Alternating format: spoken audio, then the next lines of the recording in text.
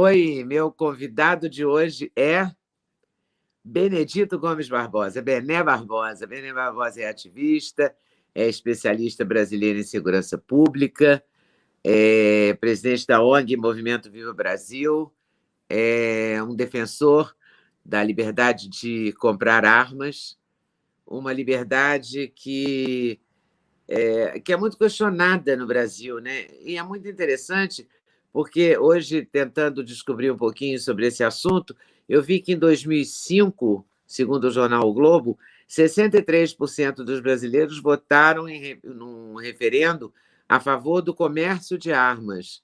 Era contra ou era a favor, afinal? Olá, Leda, um prazer estar aqui com você, né? Ser entrevistada Muito aqui por você. obrigada. É sempre uma honra muito grande, né? Te acompanho aí faz tempo. E, Imagina, a honra é minha. imagina, e 2005, né? A gente teve lá o referendo, né? Que foi um referendo proposto lá para se chamar, né? A população para decidir sobre esse tema que já trazia tanto debate, que já trazia tanta discussão, né? Que já trazia tanta polêmica. E foi convocada, né, foi convocado um referendo, que nada mais é do que uma eleição nacional, né, e aonde 63,94% da população disse não à proibição de venda legal, da venda legal de armas no Brasil. Né? Então a gente já teve esse referendo, a população foi ouvida, mas infelizmente, né, Leda, parece que o nosso voto aí só vale quando quando agrada, né, aos poderosos, porque quando não agrada é meio que deixado de lado. É inacreditável isso, né? Eu fiquei Sabe? até achando que eu tinha entendido errado, Não, porque não, 63,94 é 64% da população exato, é a exato. favor do comercialização de armas e de poder ter arma. E Foram isso nunca foi, não foi permitido até hoje. É uma hoje. luta, né? Você vê que foi uma plataforma do Bolsonaro e também ainda não está resolvido. Não, de forma nenhuma, né? Então foram mais de 59 milhões de votos pela não proibição, né? Uma votação recorde até hoje, né? Nenhum presidente da República eleito teve uma votação próxima disso, né? Nem Lula, nem Bolsonaro, ninguém chegou próximo disso. Realmente, algo completamente inequívoco, né? E aí a desculpa que se dá, Leda, é aquela de sempre, né? Ah, mas veja bem, não está proibido, né? Então é aquela proibição branca, né? Não está proibido, só que, ao mesmo tempo, a gente continua tendo em vigor uma legislação apelidada, não sem motivo, de Estatuto do Desarmamento, que, óbvio, né, se tornou socialmente inadequada depois da votação do referendo. Porque, assim, eu acompanho isso desde o princípio, né, eu estou nisso desde 1991, e em 1999, quando se começou a discutir o que viria a ser o Estatuto do Desarmamento, a discussão era exatamente nesse sentido, né? Vamos criar uma legislação, né, que impossibilite, né, as pessoas de comprarem legalmente uma arma de fogo, e aí a gente faz um referendo, a população vai votar a favor do desarmamento, porque eles acreditavam nisso, e aí pronto, está sancionado pela população, vai ser indiscutível e etc. Só que isso não aconteceu. Né? Então, se você faz toda uma legislação esperando uma resposta da população, e essa resposta é exatamente o contrário do esperado, do querido, é óbvio que essa legislação deveria ter sido reformulada, né? Reformulada exatamente para se adequar àquilo que o povo decidiu, né? Mas não aconteceu isso, né? A gente teve algumas aí melhoras, né? Vamos dizer assim, algumas modificações no governo Bolsonaro, mas são modificações feitas única e exclusivamente através de decretos do executivo, né, ou de portarias. Mas O me que é diz uma coisa, se a gente voltar um pouquinho no tempo, no governo Fernando Henrique, 97, né, por aí, isso? começou o aperto sobre armas, né? Exato, perfeitamente, exatamente isso. Porque E ele é francamente desarmamentista, é isso? sim, sempre foi, né? Foi ele que trouxe para o Brasil na era moderna, vamos dizer assim, né? Na era pós, né? Governo militar e etc. Foi ele que traz para o Brasil essa discussão, né, da restrição, da proibição da venda de armas legais, etc. Isso começa lá em 91, 92. Em 97, né, ele consegue aprovar a primeira legislação restritiva, né, que tornava o porte de armas um crime, até então era uma simples contravenção penal, cria o SINARME, né, que é o Sistema Nacional de Registro e Controles de Armas de Fogo, né, centralizado na Polícia Federal, né? Então começa ali, né, sempre com a promessa da diminuição da criminalidade violenta, coisa que nunca aconteceu. Sim, porque os bandidos nunca entregaram as armas. Exato, A né? população começou a entregar armas quando? 2005? Ou Foi em 2006? Foi em 2005, né, quando se iniciaram as campanhas voluntárias de desarmamento, né, onde se convenceu uma parcela até significativa da população de que ter uma arma na sua casa era algo ruim, era algo perigoso, era algo que trazia, né, que acabava fomentando a criminalidade violenta ou abastecendo os criminosos, né? Mais de 500 mil armas foram entregues, tá? E claro, né, como sempre, essa promessa foi uma promessa falaciosa, uma promessa mentirosa, né, e a criminalidade continuou crescendo, né? Isso que é o mais impressionante, porque assim, quando você fala de segurança pública, né, isso é algo que eu estudo já há muito tempo, você até pode aplicar fórmulas que não têm um resultado garantido, mas isso tem que ser avaliado, né? Então, tudo bem, se fez lá as campanhas de desarmamento, se tentou, vamos dizer assim, só que o resultado foi inequívoco, né? Ele não foi responsável pela diminuição, muito pelo contrário, né? O que a gente viu na época foi um crescimento ainda maior da criminalidade, em especial da criminalidade violenta, né? E aí continua se aplicando, se continuou aplicando a mesma fórmula, esperando de repente ter um resultado diferente, o que obviamente jamais aconteceria, né? A mesma coisa que você Esperando tentar um fazer. milagre, né? Porque a violência só piorou, né? Exato, é fazer uma receita de bolo que não dá certo, vou tentar de novo, não deu certo, vou tentar de novo e não mudar nada, é porque tem alguma coisa errada na receita, né? E segurança pública é muito isso, né? Você tem que adequar, né? Tem que perceber o que funciona, o que não funciona, independente de ideias ou de ideologia ou de qualquer coisa nesse sentido. E como é que se avalia hoje? Quer dizer, é claro que aumentou a violência, não é? É Sim, óbvio, assim, não precisa nem de uma pesquisa, né? claro, claro. E nesse Nós, momento pós-pandemia, eu acho que a violência está muito acirrada, não é? Os olha, sequestros relâmpagos, exato. qualquer coisa que se faça, se cria um golpe, né? O Pix, com ou sem arma, né? É impressionante isso. Então, é interessante porque, assim, né, até 2017, essa legislação extremamente restritiva, né, quase proibitiva, tanto é que 90% das lojas de armas fecharam no Brasil nessa época, a venda legal de armas chegou a quase zero no Brasil, né? Ou seja, fora os mais de 500 mil armas entregues, é óbvio, né, que o mercado legal foi profundamente afetado, né? As pessoas deixaram de comprar armas, muitas pessoas que tinham armas entregaram essas armas, e a gente viu realmente um crescimento, principalmente, né, do uso criminal da arma de fogo, né, em especial nos próprios homicídios, ou seja, numa época, né, num período pós-estatuto do desarmamento, né, o uso da arma de fogo nos homicídios foi maior do que numa época, né, num período anterior ao Estatuto do Desarmamento, mostrando claramente que a criminalidade não foi desabastecida, ela não deixou de ter acesso às armas ilegais. A partir de 2017, ainda no governo Temer, isso começa a mudar, né? Porque o governo Temer ele acaba suspendendo as campanhas nacionais de desarmamento, né?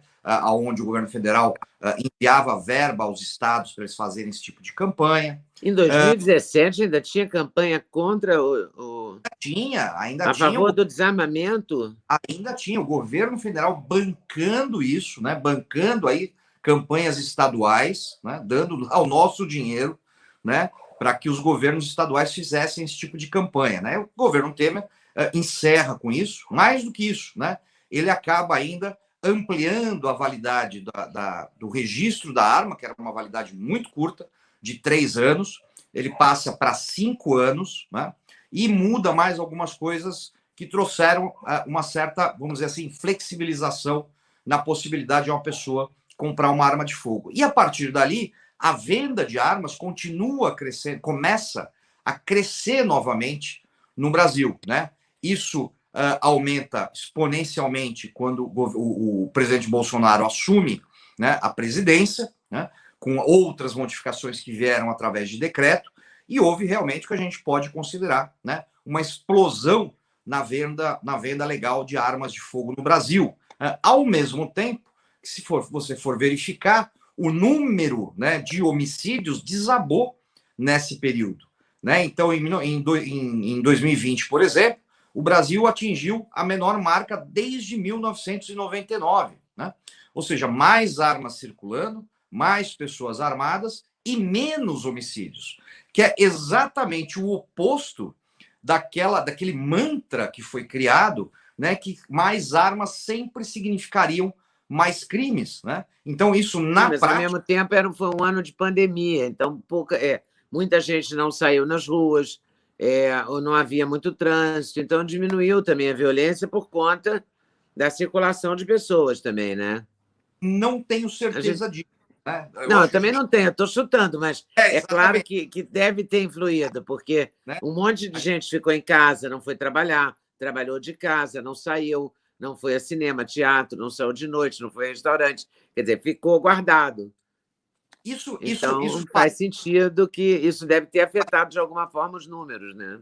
Isso faria bastante sentido, em especial nos casos, por exemplo, de latrocínios, né? Que é onde uma pessoa é assassinada durante um assalto, né? Mas isso não faria sentido, por exemplo, né, na criminalidade intercriminosos, né? Ou seja, entre os criminosos, né? Porque se você pegar Rio de Janeiro, né? Se você pegar lá os morros cariocas, né? Onde a polícia, inclusive, está proibida Sim, pelo Fachin. né, pelo Fachin, né? Proibida de subir, você não teve uma diminuição de circulação de pessoas ali, você não teve fiscalização em bar, você não teve fiscalização, né, em bailes funk, né? Isso não aconteceu. Com certeza não. Eu tenho esse relato de pessoas que trabalham num prédio que eu tenho apartamento no Rio, onde eu sempre morei, e nem máscara pegou, nem máscara foi usada nas Nem... comunidades, né? Imagina a circulação de pessoas. Claro que não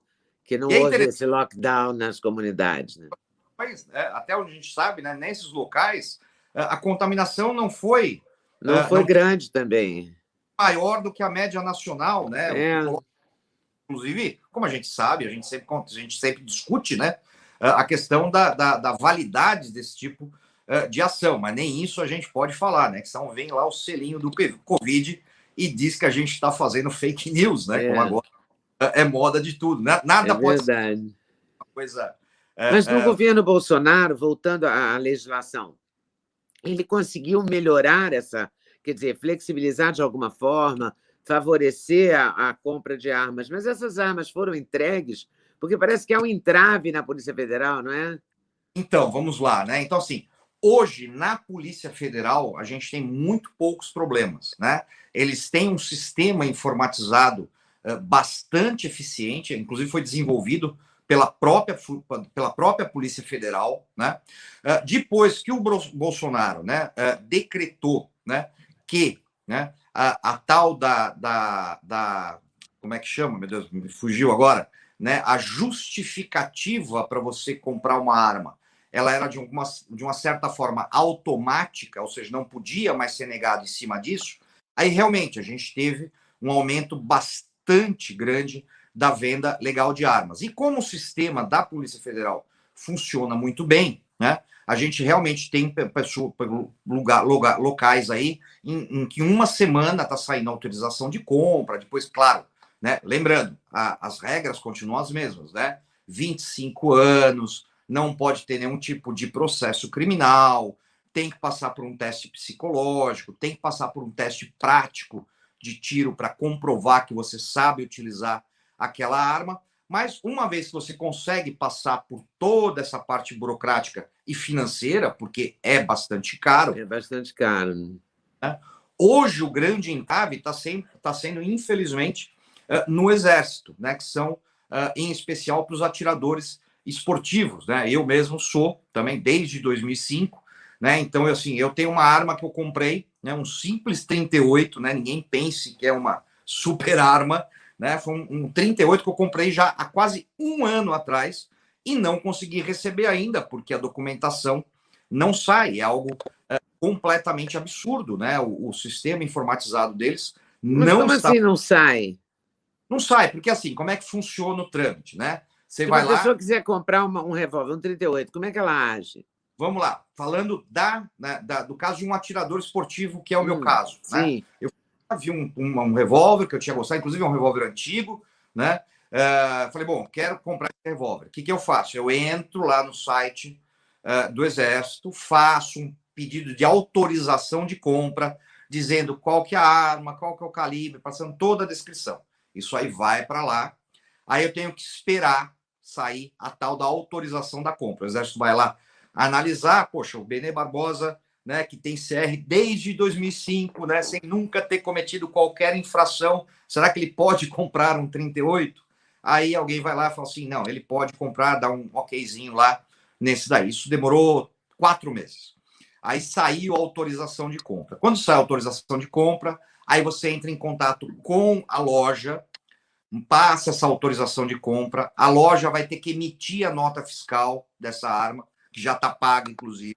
Aí eu mando a nota fiscal para o Exército e digo, olha, está aqui, Exército, a nota fiscal daquela arma que eu estou comprando. Quando essa nota fiscal vai, aí o Exército tem que pegar essa nota fiscal e gerar, né, o meu registro dessa arma. Então ele vai pegar essa nota e vai gerar lá o chamado CRAF, que é o registro, o certificado de registro de arma de fogo. Gerado esse registro, que não saiu até agora, né? Depois que sai esse registro, aí você tem que entrar com um pedido de GT, que é a guia de tráfico, que é o que vai autorizar que eu vá buscar essa arma na loja, né? E nessa brincadeira já quase um ano, né? E estamos esperando, né? Então E realmente essa loja existe? É uma loja física? é uma loja física, fica em Curitiba, né? Tudo certinho, tudo absolutamente regularizado, a arma está lá guardada no cofre, a loja tem que ficar com essa arma, tem que se responsabilizar por essa arma, e não é uma só, né? São dezenas, quiçá centenas de armas paradas. Pelo tempo que demora, deve ser quase milhares. Exatamente, né? Então, realmente, alguma coisa muito complicada, em especial, né, para quem é aí atirador esportivo. Um atirador esportivo, porque eu me lembro de pequena, eu via o clube de tiro, caça e pesca de Juiz de Fora, de onde eu venho, onde eu nasci e onde eu Uhum. cresci. E eram sempre pessoas de alto poder aquisitivo que faziam parte desse clube. Então, agora eu Sim, estou entendendo por quê, porque a arma custa caro, né? É um muito caro. esporte caro, digamos assim. O tiro esportivo no Brasil sempre foi um esporte elitizado, né? Uhum. Em especial por conta dos próprios preços, né? E da burocracia envolvida, né? Porque assim, você tem que realmente despender não só dinheiro, como tempo para isso, né? Então, você imaginar uma pessoa comum, né? Uma pessoa comum não, uma pessoa com menor poder aquisitivo, né? Muitas vezes, às vezes até com uma escolaridade mais baixa, então realmente ela não tem, ela não consegue ter acesso. E isso foi criado pela legislação do Fernando Henrique Cardoso, tá? Que o Porque Bolsonaro não conseguiu alterar.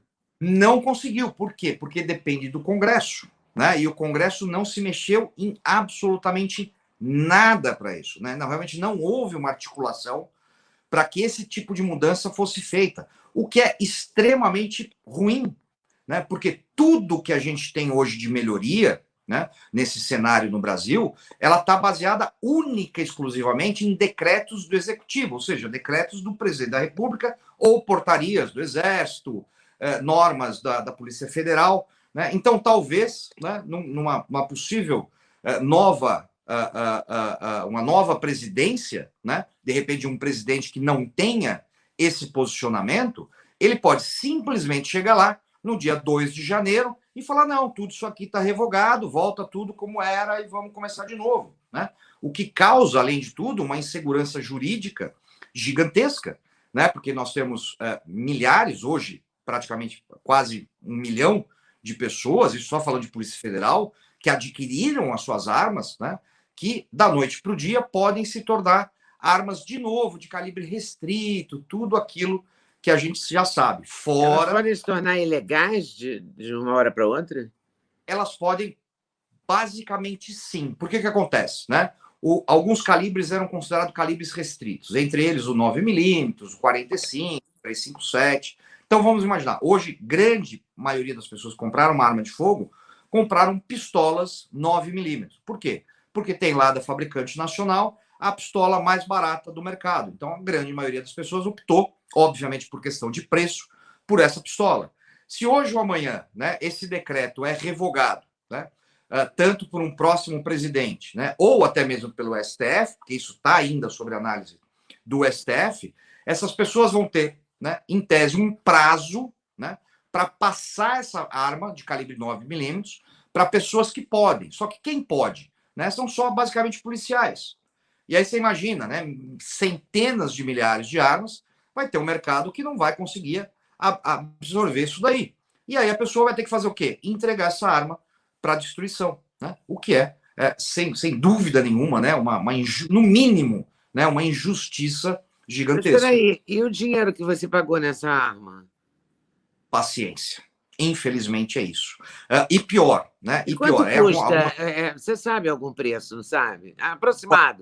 Eu falo só porque eu não tenho a menor noção de quanto custa uma pistola, um revólver, nada.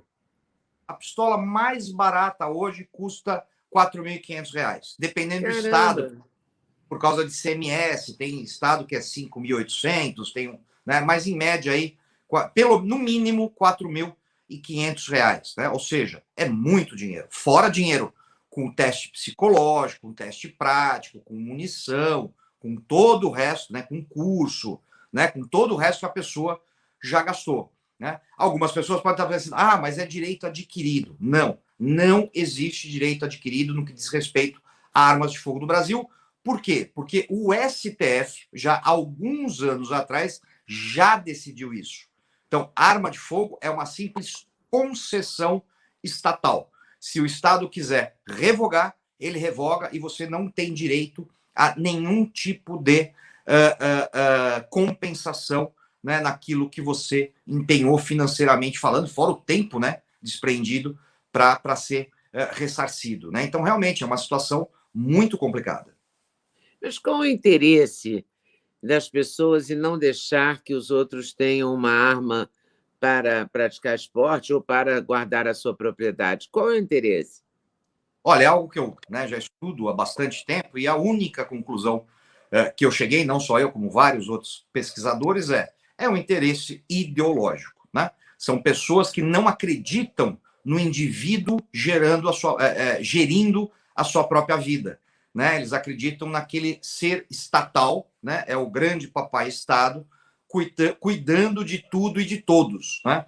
Tentando a todo momento suprimir as liberdades individuais, as escolhas individuais. E é o que a gente vê. Aliás, essa pandemia foi exatamente, né? Isso, né? Assim, não, o Estado dizer, não, você não vai correr riscos. Oh, peraí, né? Como assim eu não vou correr riscos? Né? E a gente vê isso a todo momento. Quando a gente fala de armas, isso é mais claro ainda. Aliás, isso é histórico no mundo todo.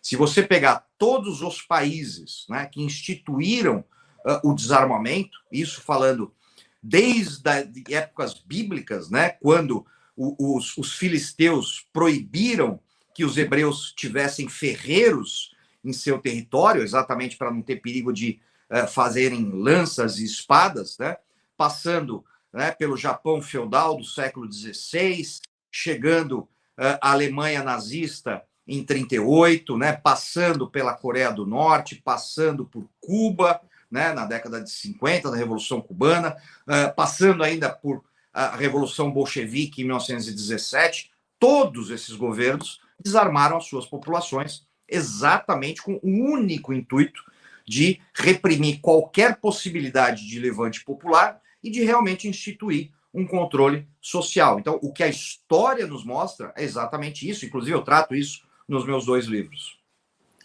Que se chamam?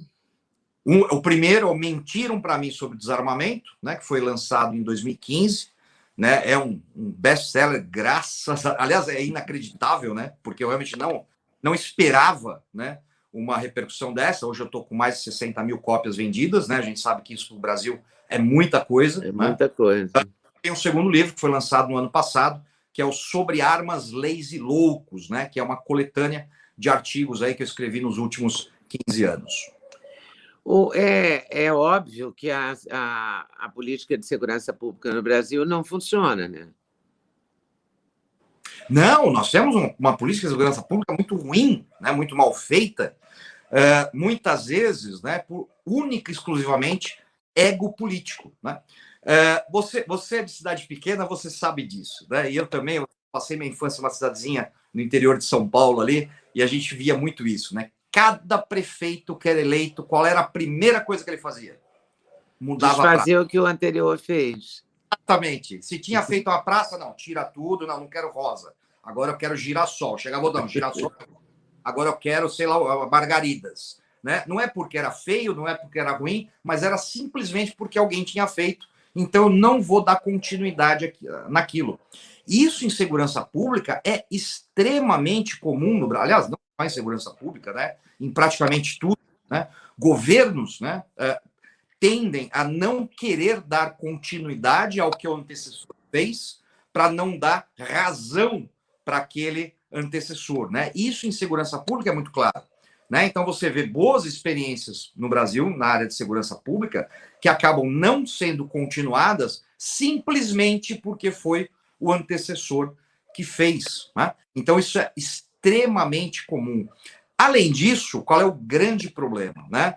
Houve uma distorção muito grande na ideia de segurança pública no Brasil. Assim, qual é o objetivo da segurança pública em qualquer país do mundo? Né? É manter a normalidade social. É manter o quê? Né? É fazer cumprir a lei e punir aqueles que não cumprem a lei, mantendo o Estado, né, afastado de um estado de anomia, de um estado um estado caótico. Então, esse é o objetivo da segurança pública. Tanto é que a ONU aceita até 10 homicídios por 100 mil habitantes como uma taxa não endêmica de homicídios. Tá? Por quê? Porque ela sabe que é impossível você zerar homicídios, seja qual for o país. Nenhum país zerou taxa de criminalidade no mundo, porque isso é uma utopia. O problema é que no Brasil, essa segurança pública ela foi sempre apresentada como uma solução para a segurança individual, o que não faz o menor sentido. Né? Tanto é que assim, qualquer pessoa que foi vítima de um criminoso, muitas vezes criminosos que deveriam estar presos, mas não estão, ou porque ainda não foram julgados, ou porque estão recorrendo, ou porque fugiram das penitenciárias. Qualquer pessoa. Que saíram nas saidinhas de dia de Natal, dia dos pais, dia das mães, não sei o quê. Né? Dezenas, né?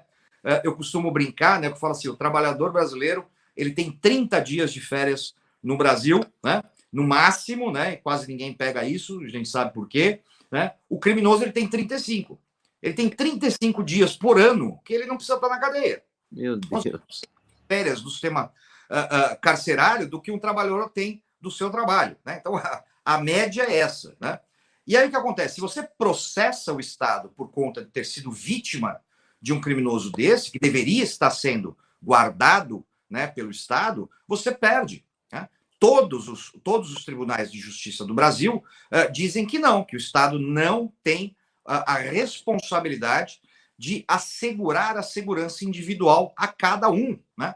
O próprio STF também tem um julgado nesse sentido. Ao mesmo tempo que ele diz, não, a segurança pública não é responsável pela sua segurança individual, pela sua família, etc. Ao mesmo tempo que eles tentam, a todo momento, impedir que você busque formas de se defender. Entre elas, ter uma arma de fogo na sua casa. É uma grande loucura isso, porque você vê, todo dia você lê no jornal, vê na TV, uma pessoa acusada de um crime que tem 17 anotações criminais, 14 anotações criminais. Você não entende por que a pessoa não está detida, né? E é um país Nós temos, que quer soltar pessoas, né? O nós temos, próprio nós, ex-presidente Lula diz como condenar alguém que rouba um celular, mas a pessoa apenas. mata para roubar um celular. Como assim? Exatamente. Não é? Mas Então, é uma coisa muito contraditória, né?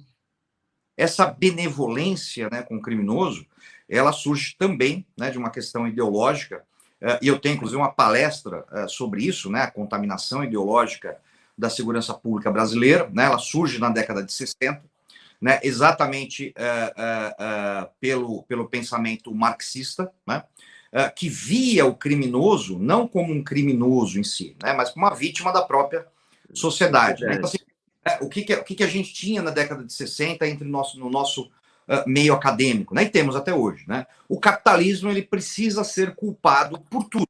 Né?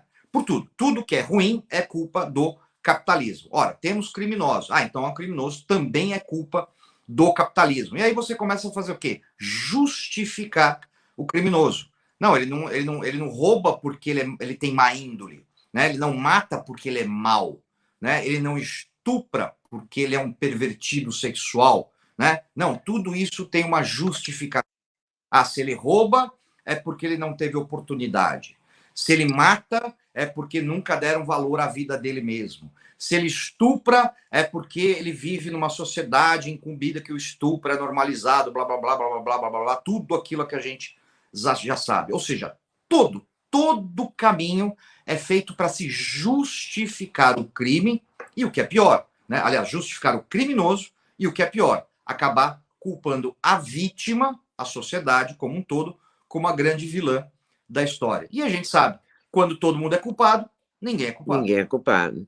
E como é que a gente poderia reverter? Quer dizer, qual seria? Porque às vezes a gente eu que faço entrevista há muito tempo, já entrevistei assim um especialista em segurança de Minas Gerais, cuja polícia já foi muito violenta, a polícia mineira, né? Tem até essa expressão polícia mineira como símbolo, né? Como equiparada à violência. E de repente houve um trabalho com a polícia mineira e ela até ganhou prêmios. No Rio de Janeiro, o Fachin alega que proibiu a entrada nos morros porque a polícia entra atirando, matando, e mata mesmo. A gente vê, também tem esse lado, é verdade, é real. Né? Então, qual é a solução? Quer dizer, qual seria um caminho humano possível Uhum. para a gente viver em sociedade? Né? Quer dizer, que o criminoso fosse punido devidamente, né, se ele cometeu um crime, Coisa, né? e que a população que mora em comunidade onde o crime corre solto, né, porque se você subir, eu canso de ouvir isso no Rio de Janeiro, que é o lugar que eu conheço melhor. É claro que aqui em São Paulo deve ter, no Paraná deve ter, em todo lugar deve ter, né? Mas eu conheço mais o Rio. Os trabalhadores descem e passam por pessoas que estão armados de fuzil, Sim, sim, né? sim. Tem que se E aquilo. A situação sobrevivem àquele armamento pesado, né? do Rio é uma situação realmente muito complicada. Né? Muito complicada por quê? Porque a coisa já está enraizada. Né? É diferente de alguns outros O estados, crime já está organizado, né? já está não só organizado, mas falando em território, né? Ele está firmado naquele território. Então é muito mais difícil. Né? Só que dá para fazer? Dá para fazer. Dá para evitar que isso aconteça em outros locais? Dá para evitar. Por exemplo, eu estou aqui em Florianópolis, Santa Catarina. Se você pegar a ilha de Florianópolis, né, se você for olhar a questão topográfica dela, é o Rio de Janeiro. É o Rio de Janeiro. Tanto é que a gente tem ali a parte costeira, né, que é onde tem comunidades mais carentes. Só que assim, a comunidade carente aqui, né, ela não tem esse problema. Por quê? Porque o Estado sempre impediu que a criminalidade organizada se instalasse, como tenta fazer até hoje de uma forma bastante efetiva. Tanto é que Santa Catarina é o segundo estado com menor quantidade de homicídios do Brasil. E aqui, né, as autoridades de segurança pública têm pleno conhecimento de que se deixarem acontecer, vira o Rio de Janeiro. Uhum. E aí vai ser muito mais difícil. Né? Então, a primeira coisa é, realmente, diminuir a impunidade. A impunidade, ela não só é, né, não só é combustível para mais criminalidade, como ela é também combustível, né, e combustível muito forte, para tal violência policial. Por quê? Porque, assim, eu tenho muitos amigos policiais, inclusive parentes policiais em São Paulo, né, e a verdade, o que a gente mais ouve é falar assim, cara, prende uma, prende duas, prende três, prende 10 vezes o mesmo cara. E o E a hora que juiz você vê solta. Na a delegacia, audiência de custódia. sai da delegacia dando risada da sua cara, sai antes que você. E aí você tem policiais que se cansam dessa situação, e aí dois problemas, né? Ou realmente ele se torna omisso, porque ele fala, meu, não vale a pena, né? Aí o crime está acontecendo aqui, ele olha para o outro lado e fala assim, vou prender esse moleque aí, quebrando o carro. Pô, eu vou sair, vai para a delegacia, 15 anos, chega a mãe, tira ele, eu vou ficar lá 4, 5, 6, 7 horas num plantão, para quê? E o segundo caso, que aí o policial fala, quer saber? O que resolve é matar. É isso que acontece. A verdade é essa. Então, se você diminui a impunidade, se você garante ao policial que aquele cara que ele está prendendo vai passar, assim, 10, 20, 30 anos preso, você pode ter certeza que ele vai fazer questão de prender esse criminoso. Só que ele sabe que hoje isso não acontece. E a gente entra nesse círculo vicioso, né? Que assim, a polícia não pode subir o morro porque ela é violenta. Ao mesmo tempo que ela não sobe o morro, e aí ela deixa de subir e os criminosos se armam, e quando ela subir, a violência aumenta, a criminalidade aumenta, o confronto aumenta, mais mortes, e vira essa coisa E maluca. os próprios moradores da comunidade que não são bandidos sofrem muito com essa violência também. Eu acho que as autoridades não percebem isso. Eles Né? E são, se percebem, fingem que não estão vendo, porque é muito sério isso. Não eles é? são Quando o bandido se instala numa comunidade de trabalhadores, porque ali milhares deles são trabalhadores, né? A é, grande maioria, inclusive. é, Eles no, é, no, sofrem com esse é armamento pesado circulando nas ruas, correm 99, riscos. Quando a né? polícia sobe, a polícia também, né, é violenta mesmo. A estatística média é de 1,5, né, 1,5 criminosos dentro de uma sociedade. Aí você pega, né, uma comunidade lá como, né, no Morro do Alemão, né, quantos milhares de pessoas tem ali? Então você vai ter Nossa. ali 1,5% de pessoas que escolhem cometer crimes. Só que essas pessoas são altamente armadas, são tremendamente violentas e cruéis, e elas dominam aquele território, né? E aí, mais uma coisa importante, né? Que às vezes as pessoas falam assim, mas na favela, né? Não pode falar favela, né? Na comunidade, não, porque é como se fosse diferente. Né? Na comunidade, né? Tem muito mais crime do que lá no Leblon, na zona sul do Rio de Janeiro. E eu discordo disso. Eu discordo disso pelo seguinte: a questão é a diferença do tipo de crime. Se você for pegar, né, uma comunidade como Morro do Alemão, a própria Rocinha, né, são Rocinha. milhares. Aí você pega 1,5% lá que escolhem ir para a criminalidade. Que tipo de crime eles vão cometer? Né? Tráfico de drogas, aí vai ter o cara lá circulando com fuzil, guerra de quadrilha, aí ele desce o morro, vai para asfalto para roubar, para sequestrar, para trocar tiro com a polícia, etc. E essa criminalidade ela é muito aparente. Então todo mundo olha para ali e fala assim: olha, esse lugar tem muita criminalidade. Ok. Aí vamos pegar o Leblon. Vamos pegar no Leblon, vamos dizer que tenha, sei lá, 10% do que tem hoje numa rocinha de moradores. Aí você pega desses 10%, 1,5% também vão escolher o crime. Só que qual é o tipo de crime que eles escolhem? É o crime violento? Ele vai pôr um fuzil e passear no condomínio de luxo dele, ameaçando os outros? É óbvio que não. Ele vai fazer o quê? Gestão fraudulenta, corrupção, estelionato, abuso, né? Violência doméstica. E aí parece que ali não tem criminalidade, mas tem do mesmo jeito. Ela só não aparece nos noticiários. A verdade é essa. Então, quando você persegue, né, a punição, você persegue para tudo isso. Para tudo isso. É claro, né, na comunidade mais carente, isso fica mais claro. Aí na classe média, na classe alta, parece que aquelas regiões não têm crime. Tem crime do mesmo jeito. né? Portanto, essa ideia, né, de que o problema da criminalidade é um problema de pobreza, isso é absolutamente falso, né? Até porque, se isso fosse É verdade, injusto com os pobres, né, na verdade. preconceituoso, Leda. Aí o que acontece? Aí esse mesmo pessoal que diz não, o problema é a desigualdade social, o problema é a pobreza. Esse mesmo pessoal depois fica bravo quando um pobre entra no shopping e o segurança fica andando atrás dele. Mas quem inventou essa história foram eles. Foram eles que disseram, não, o problema é a pobreza. O problema é a desigualdade social. E não é verdade. Não é verdade. Tá? Vá nos grandes condomínios de alto luxo em São Paulo, que eu conheço bem, né? Vai me dizer que ali não tem crime? É claro que tem crime gravíssimos, desde tráfico de drogas até estupro. Só que não sai dos muros, né? Passando pelos mais tradicionais, roubo da TV a cabo, roubo de água, né? Os Exato. crimes mais assim que ninguém pensa que vai ter, ali tem, né? Tem, não é pouco, é a mesma. Agora, por exemplo, numa cidade como São Paulo, que é mais. Eu falo que São Paulo é uma pizza, né? Porque você atinge o mesmo ponto por vários lugares e tal. O Rio é uma salsicha, espremida Exato. entre o mar e a montanha. Então, você vê a comunidade. Aqui em São Paulo, você só vê a comunidade se você for para o lado de Paraisópolis, ali para o lado do Morumbi. E Né? lá. Você tem que chegar lá para ver. E quando você vai para lá, você sente isso até no motorista do Uber, que fica mais assustado com aquele endereço, né? E tal. No Rio, não. No Rio está tudo misturado.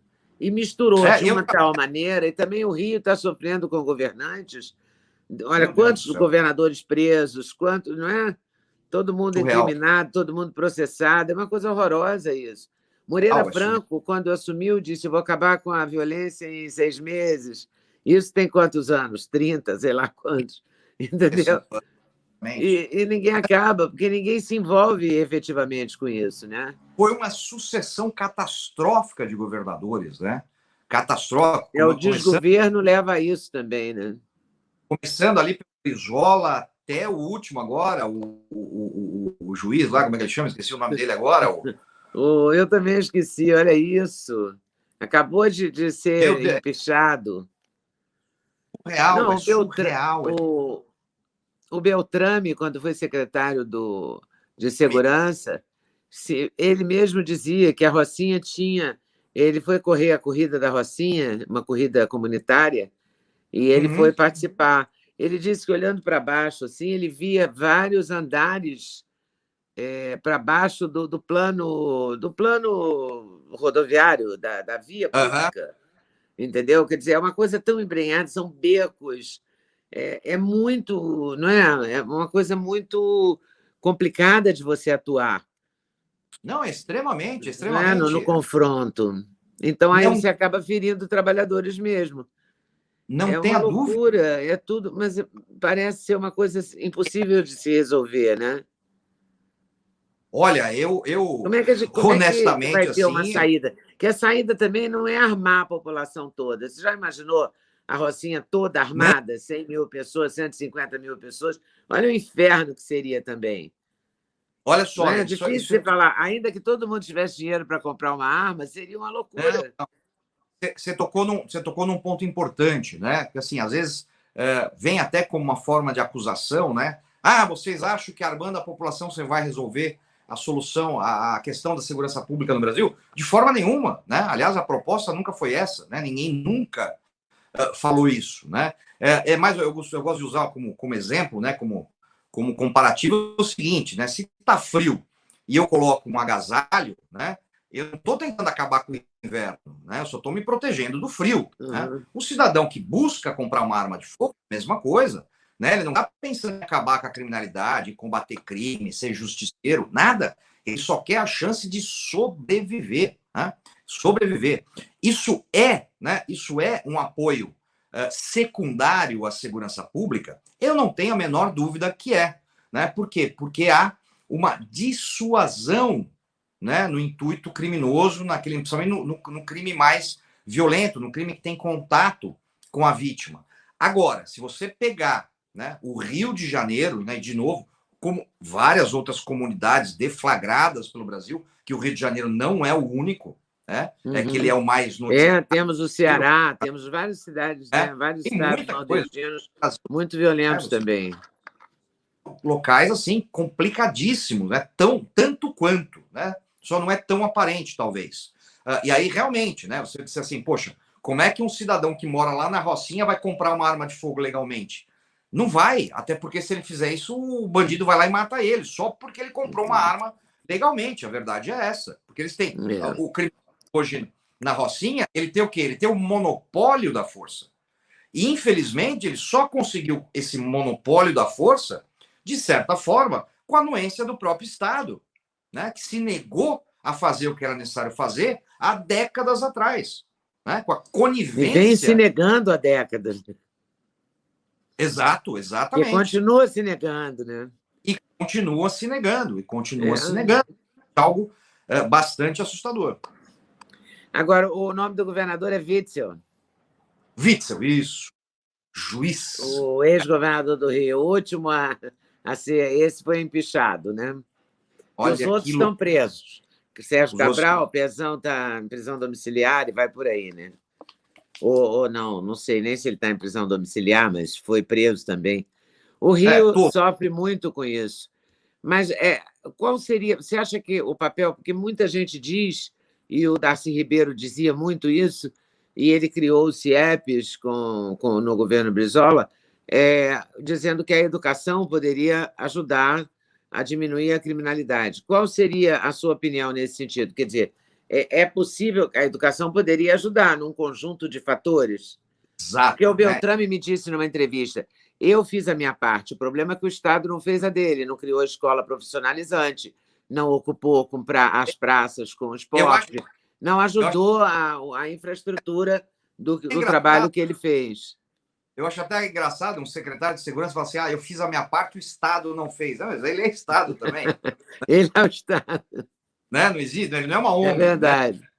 Ele era o Estado. Né? Mas ele não conseguiu que o governador fizesse a parte social, é isso que ele quis dizer, na verdade. Ali, né, as tais das UPPs, né, era um modelo que era óbvio que ia fracassar. Aliás, se procurar, você vai achar depoimentos meus, naquela época que surgiu a UPP como uma grande solução para a criminalidade nos morros e pacificação, e eu dizia, não, isso não faz o menor sentido, da mesma forma que não fez o menor sentido a tal ocupação do Morro do Alemão daquela forma que aconteceu, né?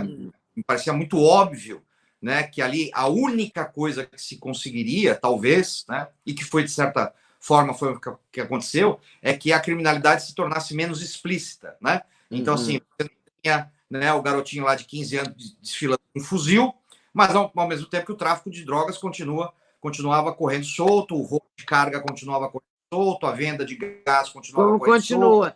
Agora, nunca vai ter uma saída? Estamos perdidos para sempre?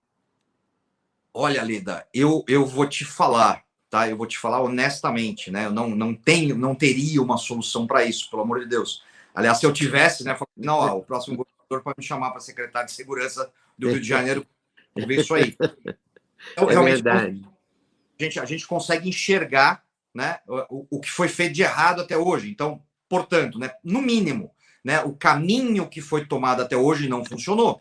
Está na hora de tentar uma outra solução, de tentar um outro caminho, mas eu não me coloco nessa posição de dizer o que é melhor. O que eu sei né, isso para mim é bastante óbvio, né, tem que se diminuir a impunidade. Bandido tem que ser preso, tem que ser condenado e tem que ser e continuar preso, porque senão a gente vai viver nesse círculo que a gente vive e vai continuar passando por isso.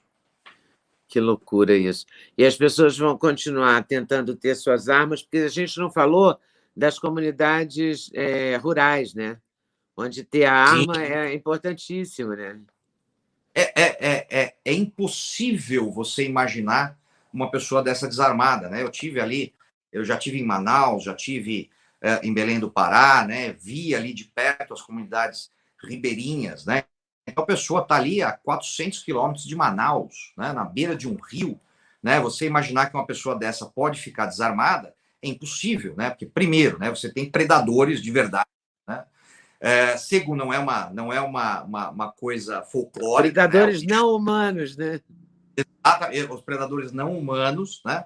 Você tem uma pessoa que precisa sim dessa arma para colocar proteína na mesa, né? Ela não tem um açougue, né, a 500 metros da casa dela, né? E terceiro, né, você tem também parte de criminalidade, né, onde você tem os tais piratas dos rios, né, que são piratas mesmo, né, bandidos de barco que assolam e assaltam essas comunidades. Então, é claro que essas comunidades precisam desse armamento. Agora eu pergunto, você acha, né, que uma pessoa que mora lá, um ribeirinho, 400 quilômetros de Manaus, na beira de um rio, com pouquíssimo dinheiro, né, vivendo basicamente da parte do que ele consegue tirar da floresta, você acha que ele vai passar por toda essa burocracia para comprar legalmente uma arma? É claro que não. Né? Infelizmente, ele tem que apelar para o quê? Para o comércio ilegal. E aí você tem criminosos, né, quadrilhas, que se aproveitam disso para fomentar ainda mais a criminalidade organizada. E aí uma legislação que, em tese, né, diminuiria esse tipo de crime, ela acaba fomentando isso. Porque, assim, se eu vivesse, né, numa comunidade ribeirinha, meu Deus do céu, imagina que eu ia ficar sem uma espingarda, né? Aliás, nem não vivendo, né? Eu digo, eu tenho armas legais, óbvio, né? Mas eu não consigo me imaginar sem um instrumento para defender a minha família, né? Imagine, então, uma pessoa numa situação dessa. É claro que ele vai comprar uma arma ilegal. Então, muito mais inteligente, né? Que inclusive foi uma proposta nossa, uma proposta minha, né? Lá em 2007, foi fazer o quê? Né? Tirar a burocracia sobre determinados tipos de arma. Por exemplo, uma espingarda de um cano. Qual é o interesse criminal que existe nisso? É zero. É zero. O bandido não quer uma espingarda de um cano, pelo amor de Deus. Hoje ele está comprando fuzil a rodo, né? Fuzil, metralhadora, pistola. Né? Ele não quer. Então, isso realmente não tem interesse criminal. Então, por que não, né, se desburocratizar isso exatamente para essas pessoas que estão lá numa situação muito mais complicada, né? Sem qualquer possibilidade de segurança pública por perto. Né? Então, assim, é o bom senso da legislação. Infelizmente, o que a gente faz tem essa hoje? Diferença. A legislação não apresenta nenhuma alternativa, nenhuma diferença. Não faz. Eu aqui em Florianópolis, para comprar uma arma, eu vou ter o mesmo processo que uma pessoa lá no sertão do Nordeste para comprar uma arma também. Né? A diferença é que eu vou conseguir comprar uma arma legalizada. Essa pessoa não vai conseguir comprar, vai ter que apelar para arma ilegal e fica sempre nessa pendência, né? Fica sempre com essa espada em cima da cabeça, né? De qualquer coisa ela pode inclusive ser presa por isso, que é algo absolutamente desumano. Né? Porque assim, é o que eu sempre falo, Leda, infelizmente no Brasil, as pessoas se atrelam muito a um pedaço de papel. Né? Então, assim, esta arma que tem um pedaço de papel, ok, ela é legal. Esta arma que não tem um pedaço de papel, bandido, tem que prender, tem que pôr na cadeia, tem que aprender. Só que não é isso que faz a diferença. O que faz a diferença é o uso de instrumento.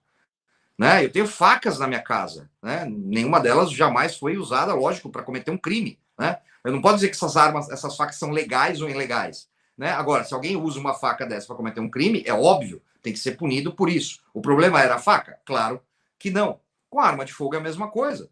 Né? O que deveria, como é nos Estados Unidos. Né? Então, nos Estados Unidos, a legalidade é do proprietário, não é da arma em si.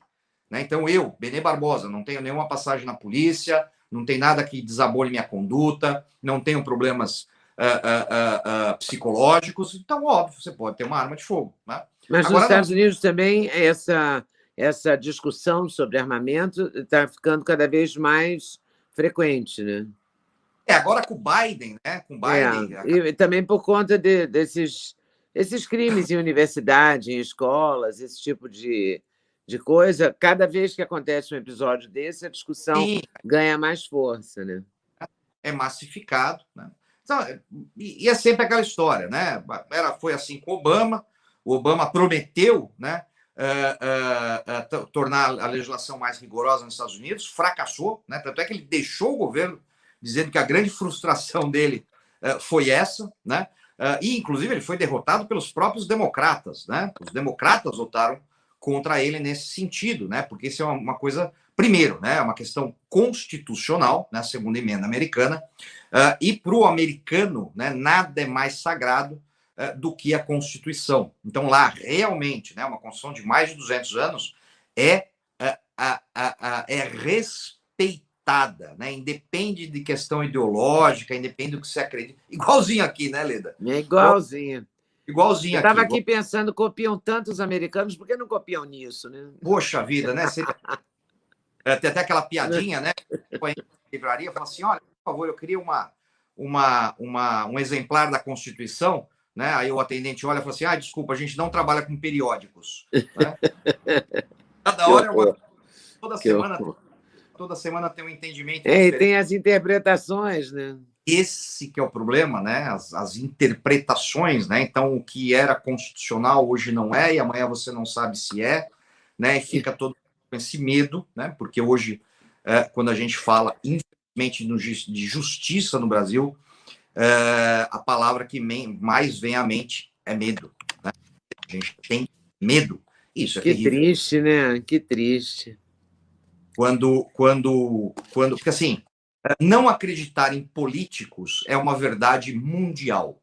Né? O pessoal brinca, tal, mas se você for na Alemanha, o alemão também não confia em político. Você vai nos Estados Unidos, o americano também não confia em político. É tudo igual. Agora, se fala de justiça, é completamente diferente. Quando você chega num momento, né, que o cidadão olha e fala assim, não confio na justiça, é porque a coisa está muito mais grave do que se imagina. Né? E é exatamente o que a gente tem hoje, né? Infelizmente. É uma situação muito triste mesmo. Tomara que um dia a gente consiga reverter. Não quero perder a esperança. Não quero perder a esperança, Bené. De jeito nenhum, pelo amor de Deus. Né? Temos filhos, né? Eu ainda não tenho netos. Eu tenho netos, eu quero ter a esperança, eu preciso dela. Bené, muito obrigada. Muito obrigada por essa conversa. Muito obrigada pelo seu tempo, pela sua disponibilidade. Valeu, super.